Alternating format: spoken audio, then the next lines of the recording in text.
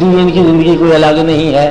بہشت کروڑ میل دور ہے, کروڑ سال دور ہے.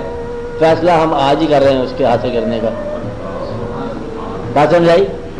اس طرح دوزخ ہم نے کسی نے نہیں دیکھا, ہزارہ کروڑ میل دور ہے, کروڑ سال دور ہے, اور ہم آج اس میں داخل ہو جاتے ہیں.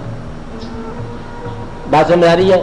تو گویا کہ یہی زندگی دین ہے اور یہی زندگی دنیا ہے. اگر آپ کا رخ دنیا کی طرف ہو جائے اور یہاں ٹھہرنے کی تمنا کر لو تو آپ دنیا دار ہو, اور یہاں سے کوچ کا آپ کو تیاری ہو جائے تو آپ دیندار ہو گئے. بڑی سی بات ہے.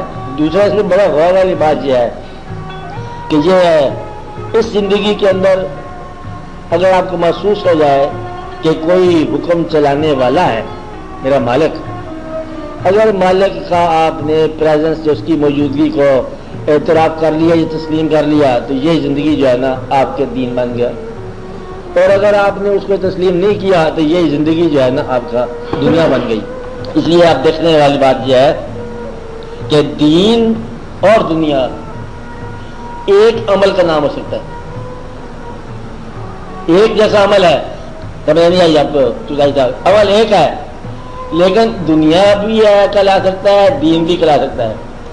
دو آدمی یک وقت نماز پڑھ رہے ہیں, ایک دکھلاوے کے لیے پڑھ رہا ہے اور ایک شوق میں پڑھ رہا ہے.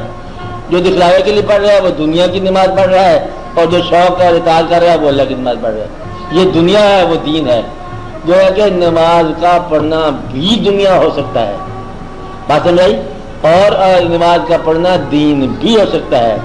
اس طرح پیسے کمانا دنیا بھی ہو سکتا ہے اور دین بھی ہو سکتا ہے. اب اسلام نے یہ آسانی پیدا کر لی کہ فیصلہ آپ کی اپنی نیت پر چھوڑ دیا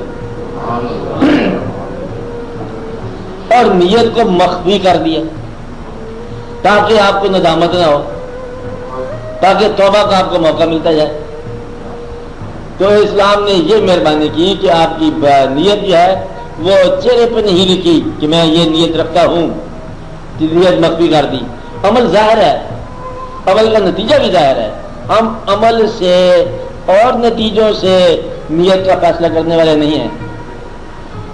دنیا والے عمل سے نیت کا فیصلہ کرتے ہیں اور دین والے جو ہے نا وہ نیت کو ویسے مانتے ہیں عمل کے بے نیاز ہو کے.